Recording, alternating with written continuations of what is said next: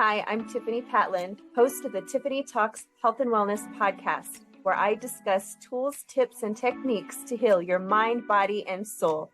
I am on a godly mission to heal the world.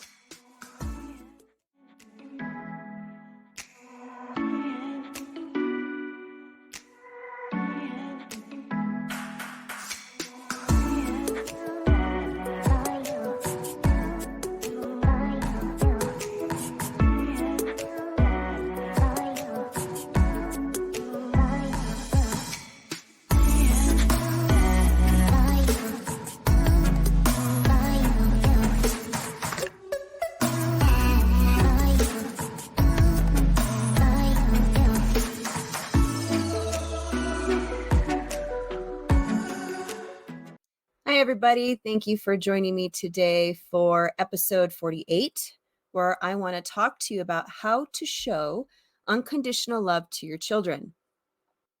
Now, my definition of unconditional love is pretty much to love without conditions, right? So that's my take on it. Now, the dictionary definition is affection felt for someone that is not dependent on certain qualities or actions. So mine is pretty much the same thing. That was just a little bit in more detail. Now, I want you right now to try something with me. Think about somebody that you know without a shadow of a doubt that you love unconditionally. Now, once you have that person in your mind, I want you to answer this question. How do you show this person unconditional love? Now, this is a very, very, very, very serious question.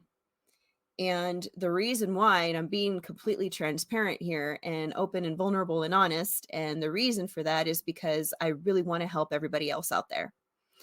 So those of you who may have watched my very last episode, episode 47, would learn the story about my son, my 15-year-old son, running away from home, and how I experienced all of these feelings and thoughts and emotions that I was unqualified, I'm unworthy, all these things, I'm such a failure. And, that's usually what happens, right? But the important thing is to not live there and to rise above it, which I did. A week went by, and then my son ran away again.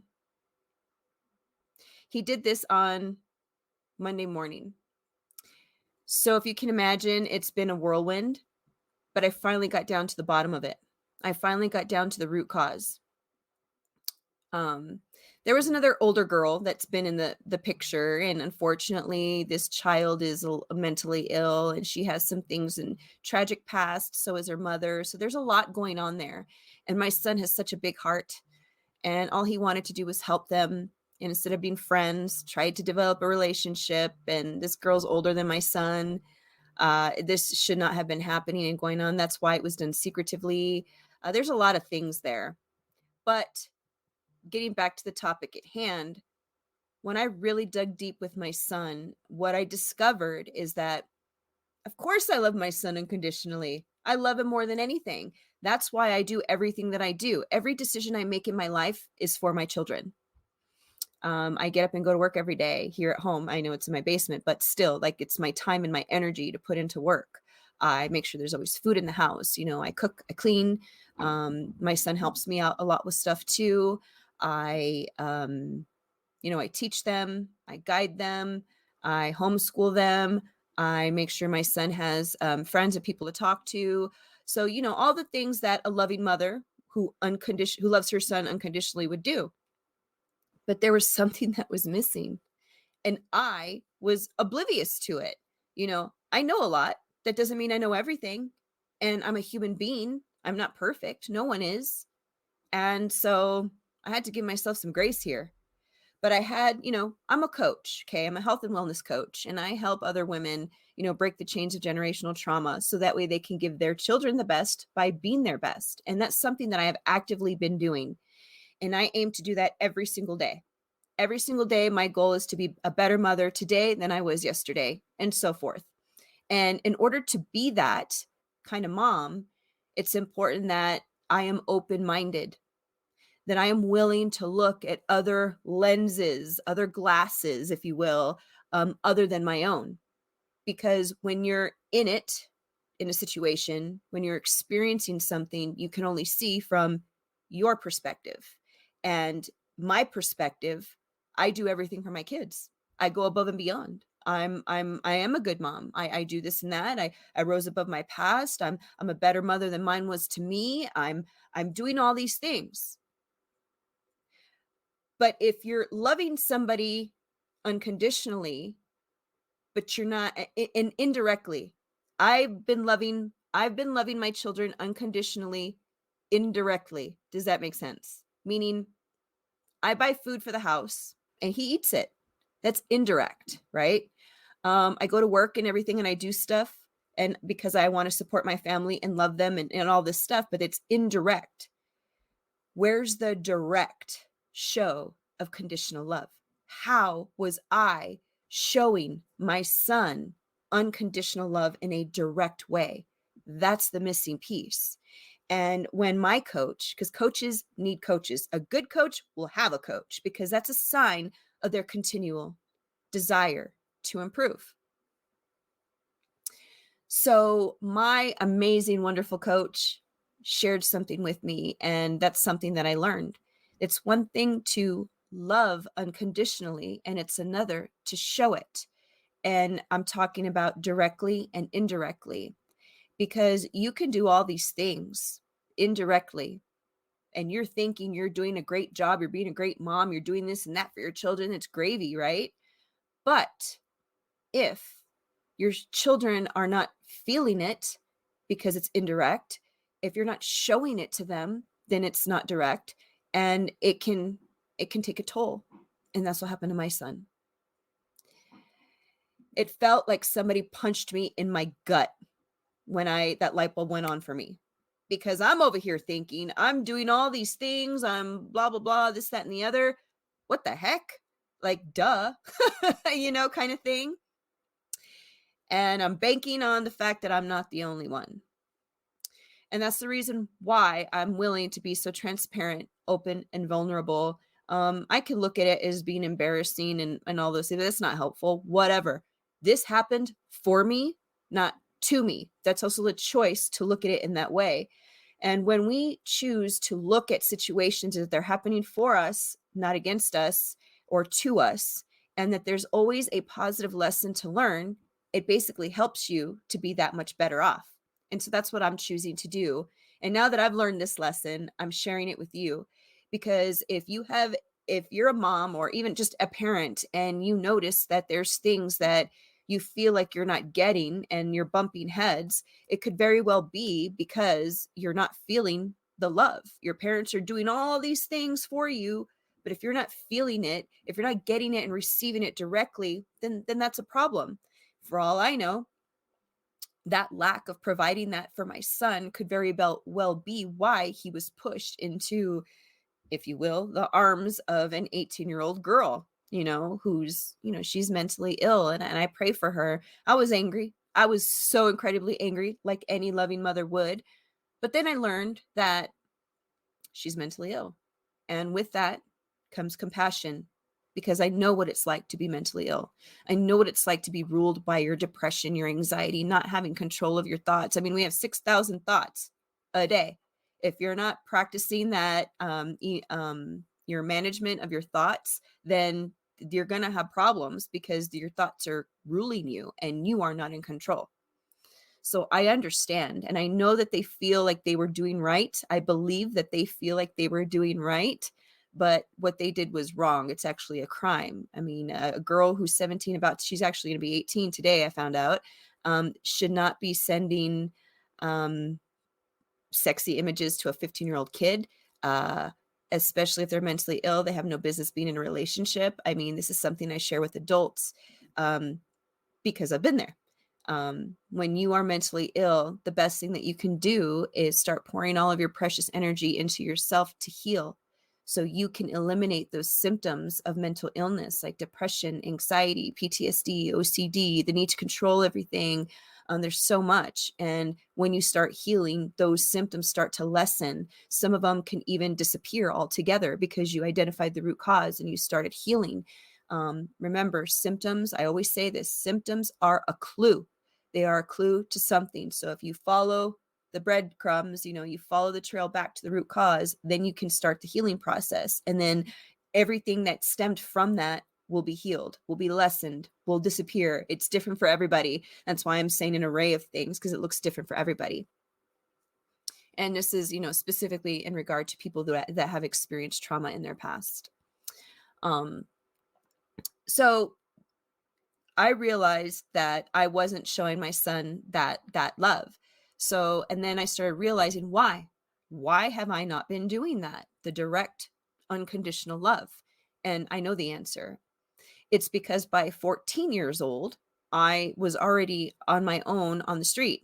My parents were not taking care of me. My dad had his new wife and he was building a new relationship with her. And he had my two younger brothers. They were starting a brand new life. My poor mother was so mentally ill. She was drowning her sorrows in alcohol, being promiscuous, just being a party animal, trying to numb herself. I've been there too. So I get it. They didn't give me, weren't showing me that unconditional love. My dad did get up every day and go to work and provide. He did that. But as a kid, I didn't look at it like that. I didn't feel that. Now as an adult, I can look back and say like, oh, my dad did that love me. That's why he got up every single day and went to work. That's why he bought food. That's why, there's things. And I'm like, wow. And again, it's like a slap in the face of reality. And then I was like, wow, okay. So I know what I haven't been doing. I see what my son needs that I haven't been providing. I can't believe it, but I know why. I understand why. So now what do? I need to start showing my son unconditional love in a direct way that he can feel. So how do you do that? And I was embarrassed to admit this because I'm like, I was even crying when I shared this with my husband. I was like, you know, I don't know what unconditional love looks like. Like what does it look like? Directly. And I keep saying that because it's important to understand that as a parent, we think we're doing all these amazing things for our children. How can you not understand that we love you kind of thing, right? But it's because it's indirect. So it's hard for them to feel it. Like the example I gave to you about how my dad went to work every day. He did that because he loved me and he cared for me. But I didn't feel that. It was indirect. Had my dad come up to me and hugged me more often or asked me how my day was, because I did not get that from my father. He just simply didn't do it. Probably because he didn't experience that in his childhood. His parents didn't model that for him. I'm not sure. But I know for me, I understand why. And now I'm learning how to do that. So it was important for me to share with you. If you're in this position, if this resonates with you and you're like, wow, oh my gosh, Tiffani, that's me. I'm right there. Help me. Okay, that's why I'm doing this episode and I want to help you. So there's so many ways that you can show unconditional love. I kind of already touched on a couple. Me, little young Tiffani, I would have loved it if my dad were to have simply came and sat down and talked to me. Because when my dad got home from work, my brother and I were already out of school. We'd be sitting in the living room trying to watch TV. My mom would be cooking dinner. My dad would come home. And what he would do is he would snatch the remote from my brother's hand because my brother always controlled the remote. I never got to watch what I wanted. But my father would come and just snatch the remote out of his hand, not say a word. He didn't say a word to us. He would just do that, sit on the couch with his beer, crack it open, and watch his favorite show, MASH. I don't know if you guys remember that show, the most boring show in the entire world. At least I think it was. It's about life in the army, and my dad was in the army, so I think that's why he liked that show. And it was supposed to be a comedy. Whatever. It was not my fave by any means, but that's what he would do. No attention, no affection, no interest in my day, nothing. So all of that, the opposite of all of that, would have made me feel as if my father loved me. So there's that. And then I have 10 other ways to show unconditional love. One is to put your needs aside to focus on their happiness before yours. Now, this I feel is a loaded tip, if you will, because I feel, especially for mothers, we are always putting ourselves last and we're putting our husband, our partner, our children, everybody's needs before our own. We always do that, right? But when it comes to something like this, showing your child unconditional love, like my father, what did he want to do?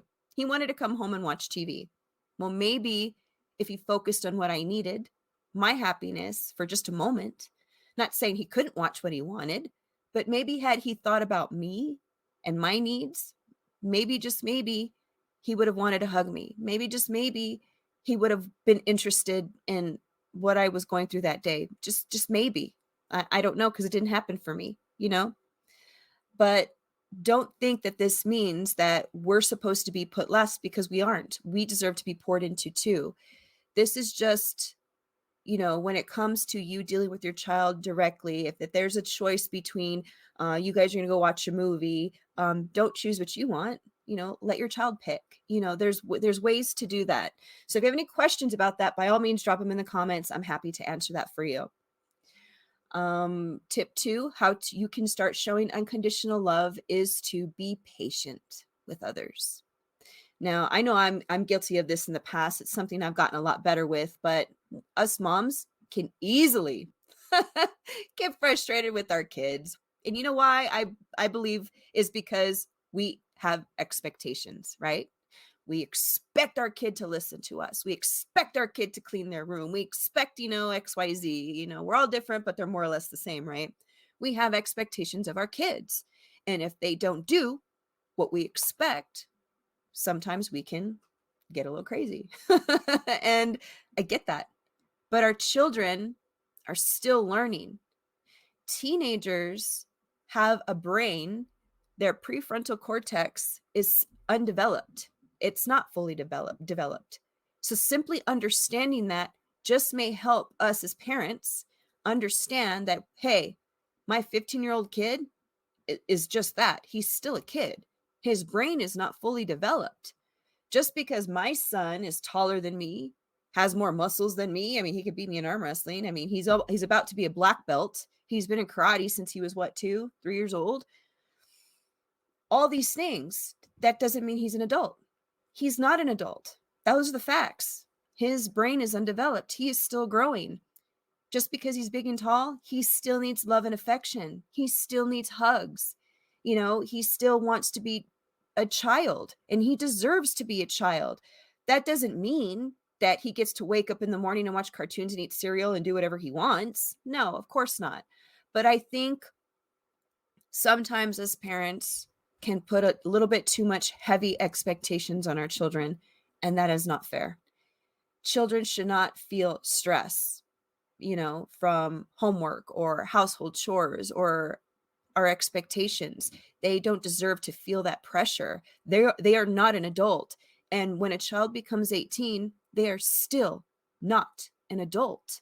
They're still a child. I think the brain doesn't completely form until you're about 25 years old. So just because society says that your 18-year-old is an adult doesn't mean that they are mentally prepared nor equipped with everything they need to make all these adult decisions. They still need us as parents, but they still need that direct love and just simply being patient with our children and lessening those expectations, understanding that they're still a child, even though they look really big and we think they're like little mini adults. They really aren't yet. And I think that was another important lesson for myself that I needed to learn. And this is good because I have 2 little ones on the way. One's 7 and one's 5. So this son has definitely helped me learn a lot of lessons and to become a better mother. Tip 3, how to show unconditional love is to be encouraging. So how to encourage your children? Be their biggest fan. If your child is interested in something, be interested in it. Hear what they have to say. Now, I chuckle because my son wants to be an engineer. He loves taking things apart and putting it back together. He created a motorized scooter for himself. He's always buying these things, doing this volt, these wires, these like it's not my jam. I'm pretty talented in a lot of areas. I do not like tech. Tech is no way. Um, when my son will show me something and he'll say, "Hey mom, I made this from this and it can do this." And I'm like, "Wow, that's amazing. That is so good. I'm so proud of you. I love that you love this stuff and that you know about this stuff. That's great." But then the next thing that my son does is he'll start trying to explain to me.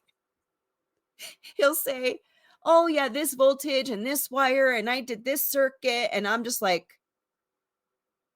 my eyes glaze over. They really do. I look like a deer in headlights. It's like nails in a chalkboard because I don't understand what he's talking about. I'm not comprehending any of it. It's like he's speaking a foreign language to me. And he'll even sit there and look at me and he's like, "I lost you, didn't I?" I'm like, "Yeah, but I'm sorry. I don't know this stuff. Ask me anything about math. Ask me stuff about healing from trauma. Ask me about graphic design. Ask me about all these other things. Just don't ask me about that." So it's important that he has people around him that can show him that love, that are actually interested in those types of things, because it's just not my mommy's forte. But I still encourage him. I still let him know how proud I am of him. I still, tip 4 is to show strong support. I show him support in the things that he loves and that he cares about. Another way to show support is, just simply letting your children know. Like, when is the last time that you looked at your kid in the eye and told them that there's nothing in this world that you could ever do that would make you be unworthy or a disappointment to me ever? Now, you may make choices that will cause me to be disappointed in the choices that you made. I will be upset, angry, scared, depending on what it is, but I will probably be pretty disappointed in the choices that you make. But I will never, ever stop loving you. That's unconditional love. And showing support, strong support, is just always being there for your child, reminding them that they can come to you with anything and that you will not judge them, and that there's nothing that they can share with you that is going to change that. Children need to be reminded. Again, remember, their brain is still growing. So that's why I think as parents, we have to repeat ourselves. I think the sooner we accept the fact that we just need to constantly remind our children, the less stressed we may be, right? Tip 5, how to show unconditional love. Listen without interrupting. It's actually also a form of respect. When you're able to sit there quietly and look at the other person in their eye and give them your undivided attention, that is a way to show unconditional love. You're showing them respect, that you respect them as a person, because even though they're children, they're still a human being. They're still an individual. They are their own person. You as a parent expect your child to listen to you, right? They want the same thing, and it's understandable. And so when we can be quiet and give our child a voice to be heard that deserves to be heard, it actually also builds their self-esteem, and it builds their communication skills as well. You're teaching your child how to listen themselves and give somebody else the floor and that respect to say what they have to say. And, listen to hear, to see what you can get from what they're saying. Nothing wrong with asking questions. Asking questions is how we learn. But I think that's a big one. Listen without interrupting, because a lot of times our children will start to say something. And I know my amazing, wonderful husband will cut him off and start saying something. And I'm over here like, hold on. Ashton, what were you saying? like I want to give him that opportunity to continue saying what he had to say. And as parents, I know it can be hard, especially if something triggers us or we're like, what kind of thing. But just try that. If you don't do that, I encourage you to try that. Just try to let your children speak and hear what they have to say. And then when it comes to you responding, Try not to do that with judgment or how dare you. You should have done this. You shouldn't have done that, because that just makes them, and I just, well, the people who are listening can't see my face, but it brings them down. It makes them, sad. Who knows what other thoughts they're creating and developing in their little mind, and they're probably not good ones. It could very well be unworthy. They don't care what I have to say. My voice doesn't matter. I mean, it could create a slew of things just by simply not letting your child speak and interrupting them. So there's that one. And these are really, really important tips. That's why I'm sharing them. So another number 6 is to praise your children.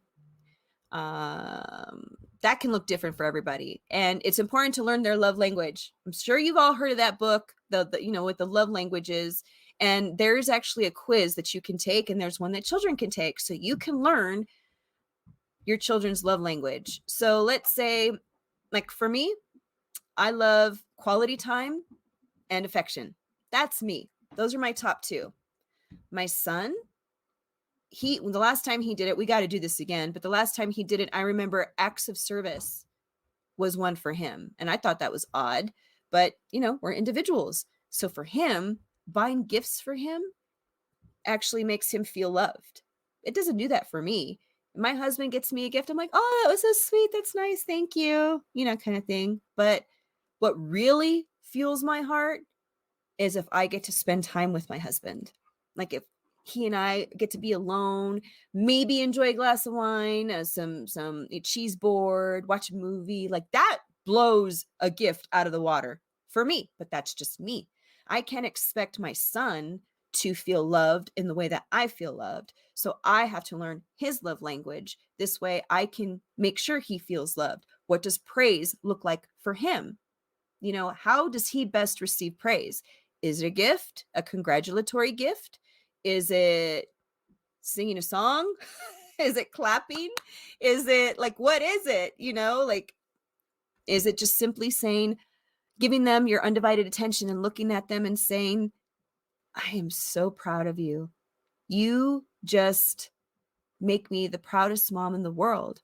I can't believe that, or maybe that's not even a good one, huh? Saying, I can't believe, just saying what you did was absolutely amazing. I am so proud of you. Like, we got to be mindful of the words that we use, because just one wrong word can be misstrued, and then it goes in their head. And so be mindful of the words you use when you praise your children, but also try to figure out what is it that makes them feel praised the most. And number 7, this is an easy one, but I feel it's one that we as parents do not do, is hug them. Hugging your children. Your children should receive a hug for you at bare minimum once a day, at least. And I'm referring specifically to your teens. My little ones, I've lost count how many times I hug them a day.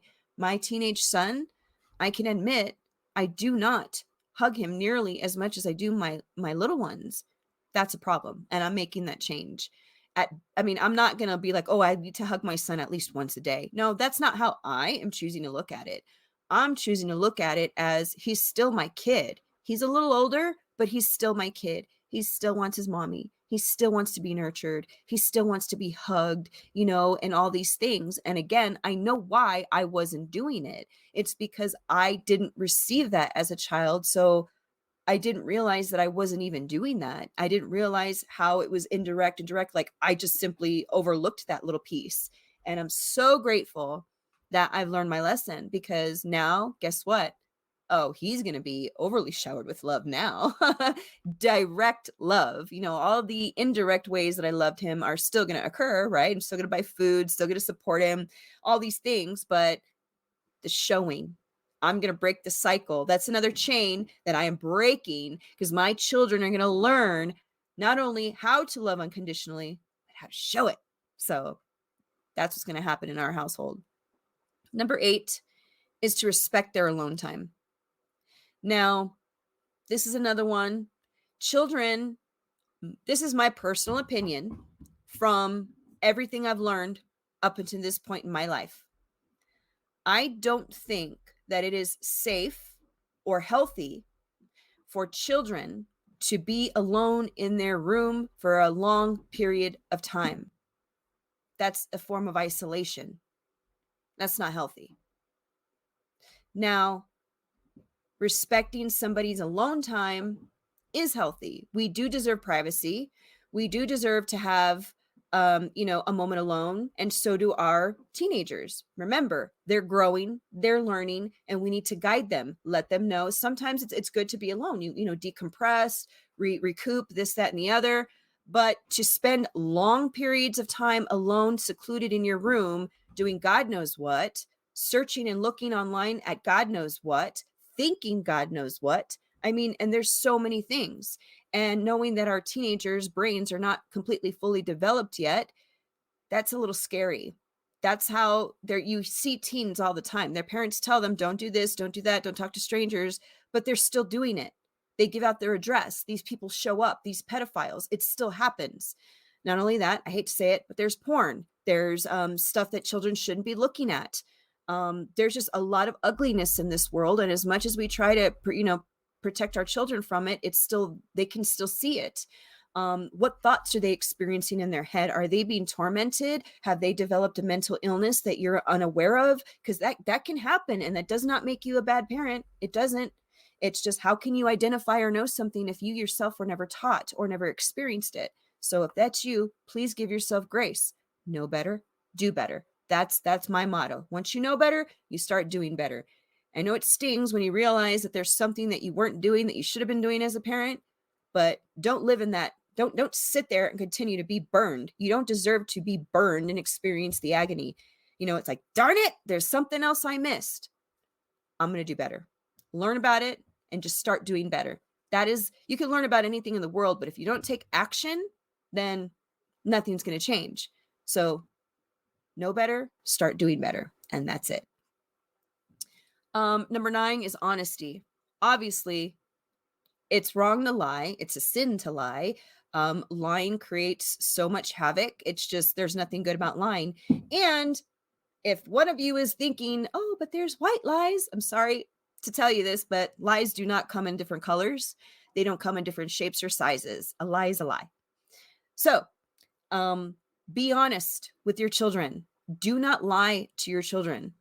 Now, I know there's certain things and topics where you're like, oh, you really want me to tell my child the truth about this topic? Really? Like, no.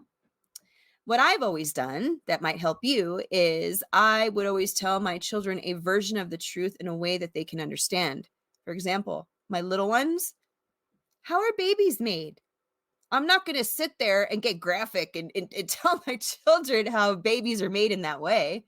No, I give them a version of the truth that they can understand. Being so young, what I explain to them is that when a man and a woman love each other, they get married, and then the man gives a woman his seed, and then a baby forms in their belly.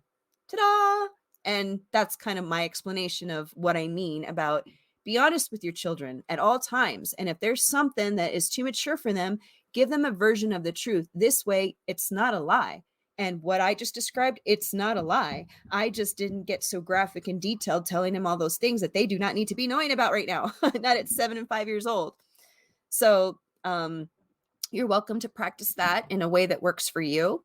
And last, but definitely not least, is doing things for them, doing things for your children. And I think this is huge for teenagers because again, we think, oh, our teenagers, they're old enough, they're mature enough, they can make their own food, they can drive themselves there, they can walk there, they can do all these things, right? So I don't have to do it anymore. Well, what I just recently learned is, sure, my son is so capable. He can help me around the house. He could do so many things. But what I realized, because my son's brain is not fully developed, he cannot handle things that an adult can, even though we think that because of how they look, because they're grown and this and that. But it's wrong. It's not correct. And I witnessed this. I experienced this firsthand. So as a mom, my son he feels loved when I make him food. So if he's always making food for himself, I'm missing out on that opportunity to pour that unconditional direct love into my son by simply making him a plate of food. And it's simple, right? but that's a simple way to show your child love. Especially it's like a kind of like a known thing. It's like a love language for some women, some moms. Cooking for other people is a way that they show love. And so if you're good there, good for you. But those of you who aren't, if you're not a cook, if you don't know how to cook, you're not a good cook, that's okay. Maybe learn what their favorite meal is. Maybe let's just say it's lasagna. You say your son's favorite food is lasagna and you don't know how to cook. Well, guess what?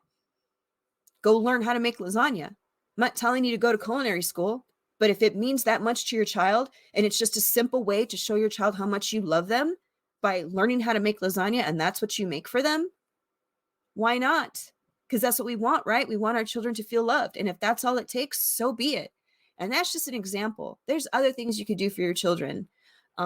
Some kids still want that affection and that touch. So what can you do? Can you massage their shoulders? Can you scratch their back? Can you fondle their hair? I know some boys are like, don't touch my hair. My son's like that. But there's things that you can do. You know your child best. Learn what matters to them, what just makes them feel super duper loved, and just start doing those things for them.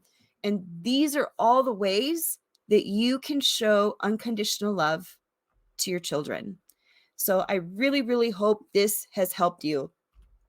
I'm going to be making changes as a mom to be a better mom. And I just hope that your takeaway is that you found maybe holes in your parenting, blind spots that you haven't seen before.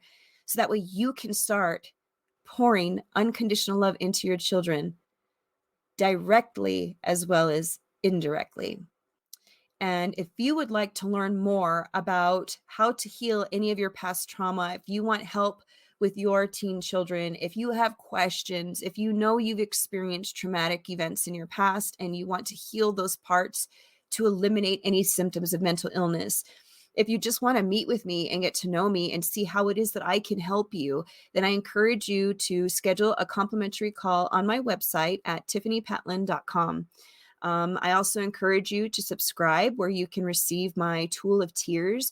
T.E.A.R.S is an acronym. And it's basically to help you identify areas in your past that could benefit from healing. And the beauty in this is once you heal yourself, you're actually healing your future generations, which has a positive effect on your children. So that's it for me. I'm signing off until the next episode. We'll see you guys later. Bye.